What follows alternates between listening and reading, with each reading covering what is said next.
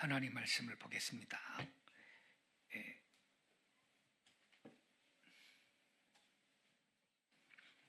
히브리서 7장 1절부터 10절이요.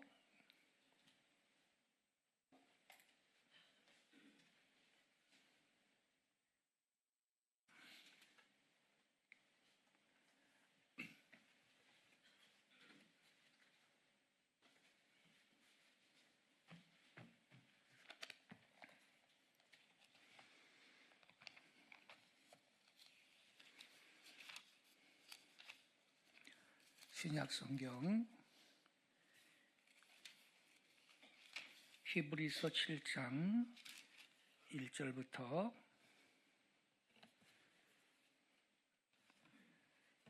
10절까지 저랑 한 절씩 교독하겠습니다.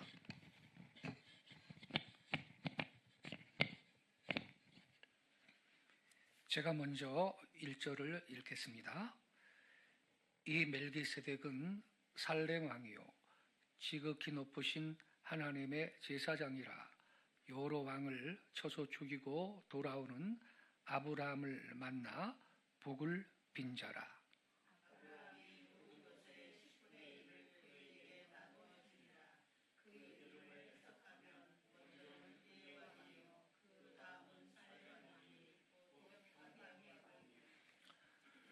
아버지도 없고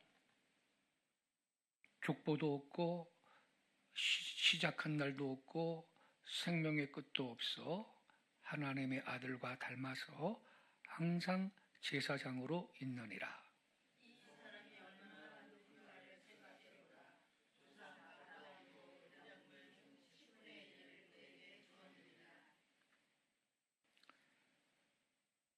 레위의 아들들 가운데 제사장의 직분을 받은 자들은 율법을 따라 아브라함의 허리에서 난 자라도 자기 형제인 백성에게서 10분의 1을 취하라는 명령을 받았으나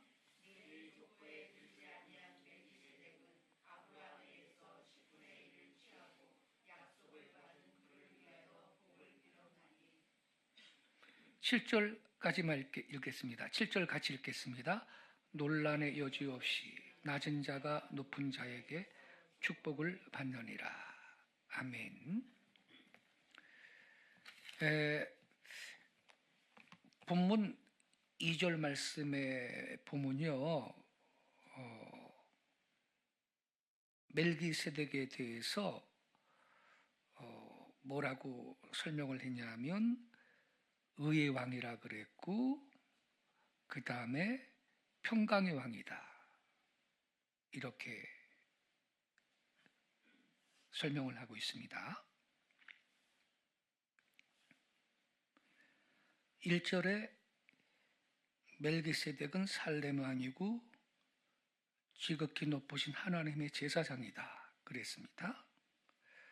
멜기세덱은 이중의 직분을 갖고 있네요. 왕이라 그랬고요, 왕. 그리고 제사장이라 그랬습니다. 근데 이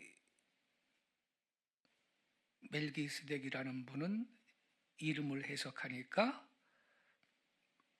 2절에 보면 의의 왕이다 그랬고, 살렘 왕이니 그랬는데, 이 살렘은 예루살렘의 그 별칭이라고 학자들이 다 봅니다. 근데 이 살렘이 샬롬, 이 샬롬이 평화라는 뜻이죠. 샬롬하고 그 어원이 같다 그러죠. 그래서 살렘 왕은 평강의 왕이다, 이런 그 풀이가 되는 것입니다. 그리고 우리가 이 성경을 계속 보면요, 지금 시간 관계상 전체를 안 읽었습니다만, 이 멜기세덱은요, 예수 그리스도의 모형입니다. 모형. 왜냐하면 예수님도 왕이죠. 그리고 제사장이거든요. 우리의 큰 대제사장이 예수님이십니다.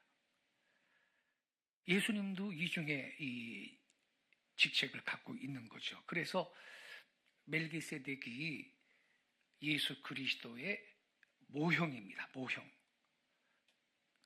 아브라함을 만나서 축복 기도를 해주고 아브라함은 이 멜기세덱한테 11조를 바쳤습니다. 대단한 분입니다. 예. 유대인들은요, 아브라함이 자기들의 조상이다. 여기에 대해서 자부심이 큽니다. 예. 아주 위대한 조상이라고 생각하는데, 근데 살렘 왕 멜기세덱이 아브라함한테 축복을 해줬고,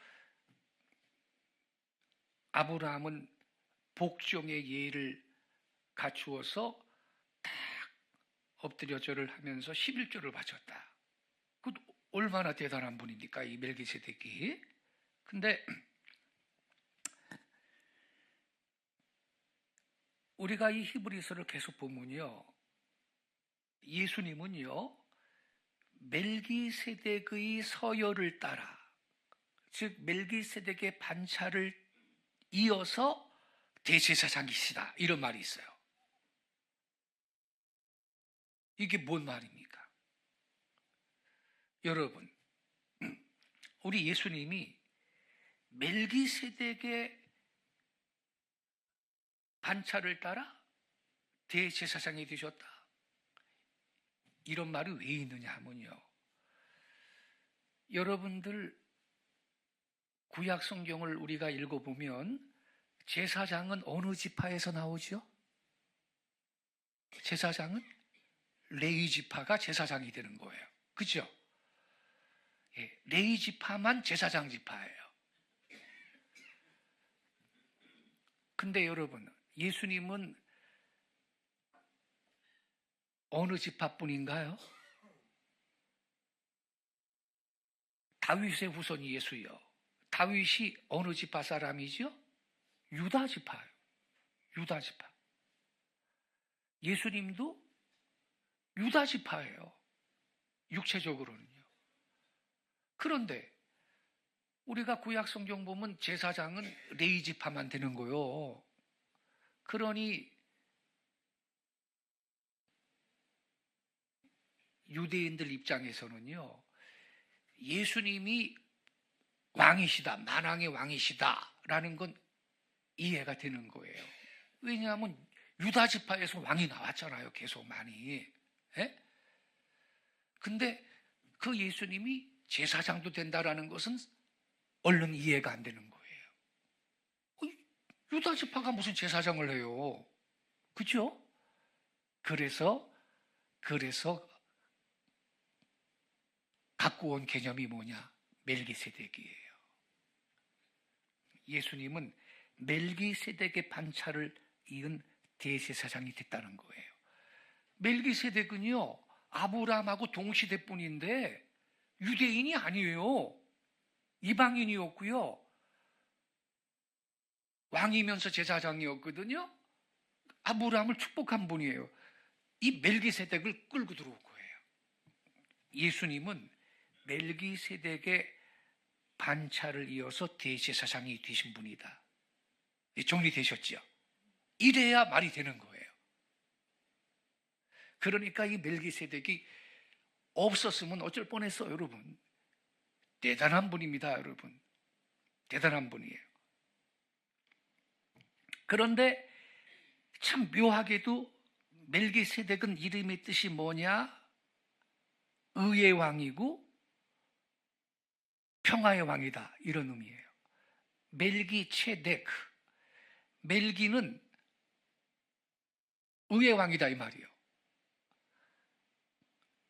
예.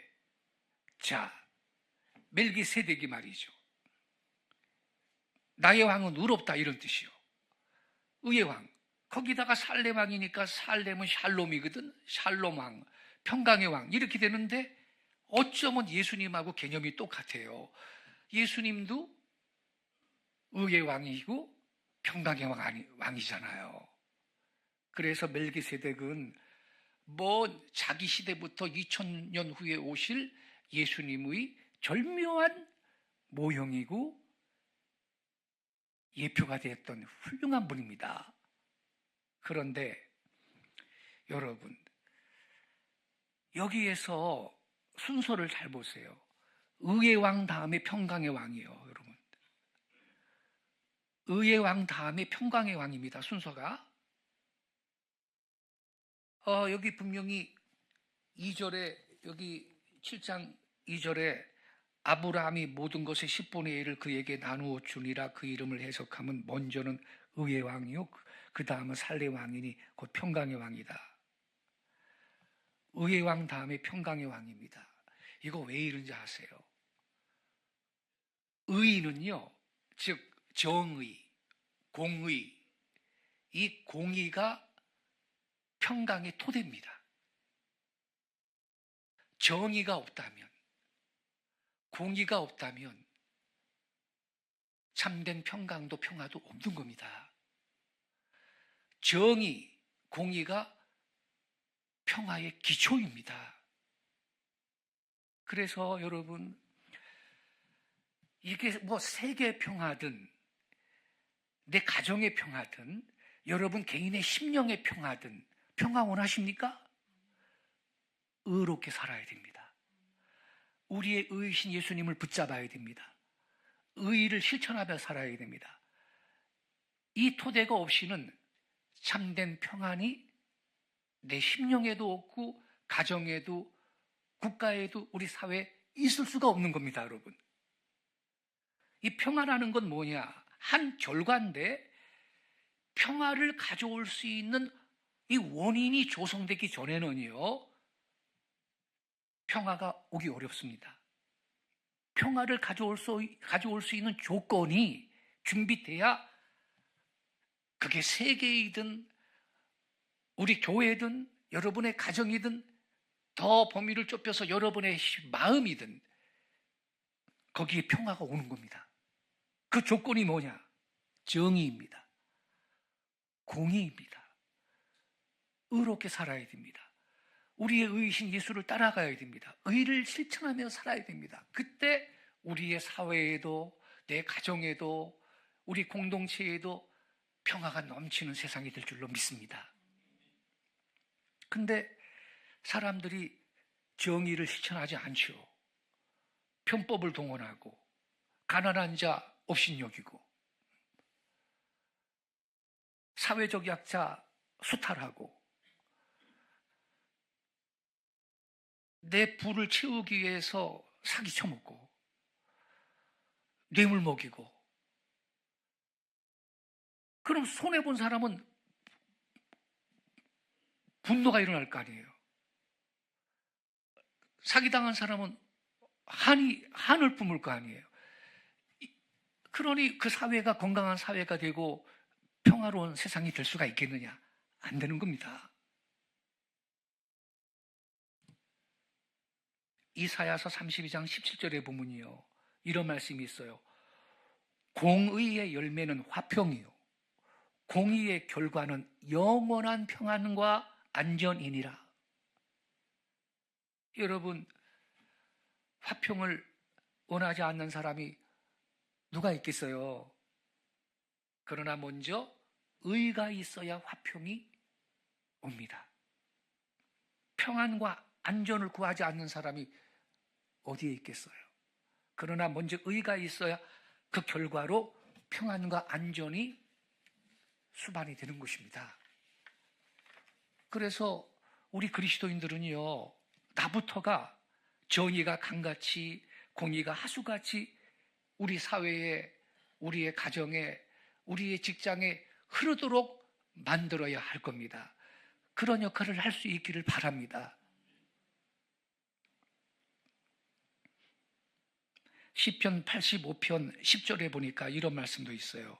긍휼과 진리가 서로 만나고 의와 화평이 서로 입 맞추었으며, 의와 화평이 서로 입을 맞추는 것과 같이 언제든지 의와 화평은 같이 따라가는 겁니다. 그래서 오늘 우리가 읽은 성경 말씀에 멜기세덱은 의의 왕이고 그 다음에 평강의 왕이다, 이렇게 말했습니다. 그리고 멜기세덱의 다음 때를 이으시는 예수님도 먼저 의의 왕입니다. 그런 까닭에 그분은 또한 평강의 왕이 되는 것입니다.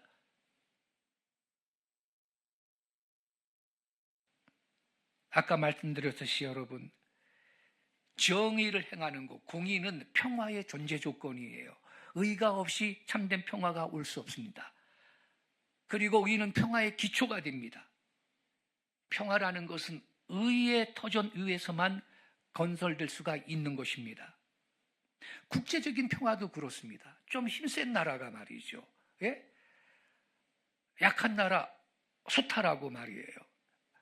쳐들어가가지고 식민지 삼고 말이죠. 물자 다 수탈하고 말입니다. 정의로운 세상이 되겠어요? 근데 과거 여러분 역사를 우리 공부해 보면 소위 서양의 기독교 국가들이 영국을 위시해서, 예? 프랑스, 독일이고 기독교 국가들이라는 나라들이 아프리카 가난한 나라들 쳐들어가가지고 식민지 삼고 수탈을 하고 노예 끌어가고 지들은 그것 갖고 부를 누리고, 무슨 거기에 여러분 평안이 있습니까? 세계의 평화가 있습니까?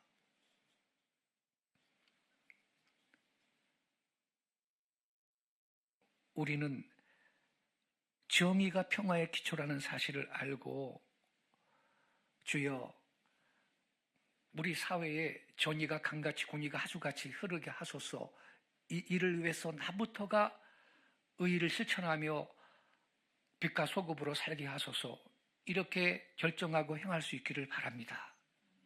우리 예수님이 뭐라 그런지 아세요? 너희들의 의의가 바리새인이나 서기관만큼도 못되면 결단코 천국에 들어갈 수 없느니라 그랬습니다. 즉 어떻든지 의의를 찾으라고 예수님이 우리한테 부탁하신 것입니다. 왜요? 평화의 토대가 정의이기 때문입니다. 이 사회에서, 이 세계에서 불의가 시정이 되어서 정의가, 공의가 이 땅에 실행이 되기 전에는요, 세계 평화는 기대하기 어렵습니다. 오직 공의만이 세계의 평화를 가져올 수가 있을 것입니다. 우리 이웃나라 보세요. 일본. 걸핏하면 남의 나라 땅 독도를 자기 땅이라고 우기고 무슨 독도의 날, 다케시마의 날 행사하고 이런 날강도 같은 짓을 하는 거 보면 일본하고 우리나라 사이에 평화가 있겠느냐 이 말입니다. 그렇지 않습니까? 정의를 행해야지. 우리는 대마도가 원래 우리나라 땅인데도 아무 소리 안 하고 있구만. 그 옛날에 저 독도는 우리 땅이라는 노래 있었잖아요.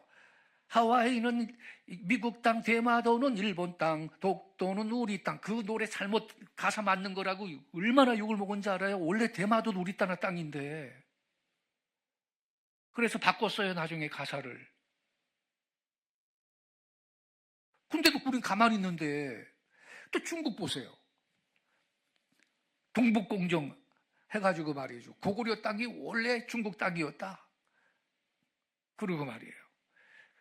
김치도 자기들 거고, 우리 문화는 몽땅 자기들 거고, 이러니 그 나라하고 우리나라 사이에 무슨 평화가 있겠어요? 서해 바다에다가 말이죠, 인공 구조물 만들어가지고서는 말입니다. 자기들 바다 영토를 확장을 하려고 그러고 말이죠, 우리랑 운원도 없이. 이래서 평화가 없는 겁니다. 오직 공의만이 우리 사회에 또 세계 평화를 가져올 수가 있는 것입니다. 그래서 나부터 의를 실천하는 삶을 살고, 의를 실천하는 거룩한 백성들이 이 땅에 더 많아지고, 그들이 입법부, 사법부, 행정부, 군대, 사회 각층에 우리가 그리스도인들이 들어가서 선한 영향력을 베풀기를 바랍니다. 잠언 14장 34절에 보면 이런 말씀이 있습니다. 의인은 나라를 흥하게 하고 그랬습니다. 죄는 백성을 욕되게 하느니라. 뭐가 이 나라를 흥하게 합니까? 의가. 우리나라를 흥하게 하는 한 가지 원리는 공의를 실행하는 길인 겁니다. 이게 없으면요, 결국은 그러한 그 불의가 만연하는 공동체는 내부에서부터 썩고 있는 것이고 결국은 무너지는 것입니다. 그래서 정의의 예언자 아모스가 부르짖기를 뭐라 그랬나요? 오직 공법을 물같이 정의를 하수같이 흐르게 하라. 오직 공법을, 오직 정의를 우리 국가 어떤 기관, 어떤 단체, 어떤 사회, 어떤 기구, 또 범위를 좁혀서 우리 가정, 우리 회사 전 영역에 강같이 흐르도록 할 때 평화로운 공동체가 이루어지고 그 축복을 우리가 누리며 살게 될 줄로 믿습니다. 아까 잠깐 언급했지만 우리 마음의 평화, 우리는 마음의 평화가 필요해요. 마음의 평화가 없고 늘 불안하고 그러면요, 어떻게 그 잠이라도 오겠어요? 밥을 먹어도 맛이 있겠어요? 소화가 되겠어요? 근데 이 우리 마음의 평화도 그렇거든요. 우리 마음의 평화도 의가 있어야 평화가, 내적인 평강이 우리 심령에 채워지는 거죠. 왜?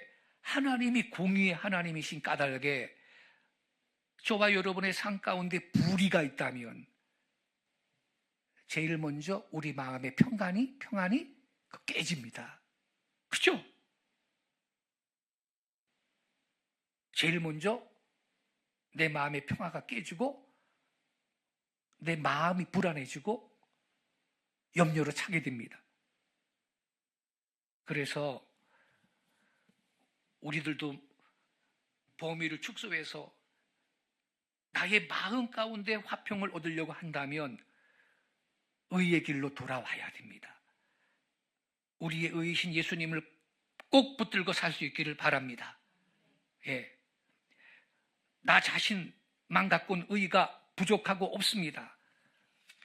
우리가 다 하나님 앞에 불의가 많습니다만 우리 의의 옷이 되시는 예수님을 가까이 하고 그분과 동행할 때 나의 마음에 세상에 줄 수 없는 내적인 평강이 바로 그때 임하게 될 줄로 믿습니다. 그러니 불면증이고 우울증이고 이러한 정신적인 질병을 아예 초장부터 물리칠 수가 있는 건강한 삶을 그리스도인들은 살 수가 있는 것입니다. 여러분, 예수님이 의의 왕으로 오셨습니다. 그리고 평강의 왕으로 우리에게 참 평안을 그분이 주시는 것입니다. 우리의 마음에 의의 왕 되시는 예수님을 영접하시고 그분과 함께 동행하면서 의의를 실천하시고 여러분의 가정에서, 직장에서, 사회에서 정의를 행함으로써 나의 심령에서부터 평강이 이루어질 뿐만 아니라 그 평화가 우리의 공동체 전체, 우리 교회에, 여러분이 있는 주변 모두에 흘러가는 그러한 귀한 축복의 통로가 되실 수 있기를 주 예수님의 이름으로 축원합니다.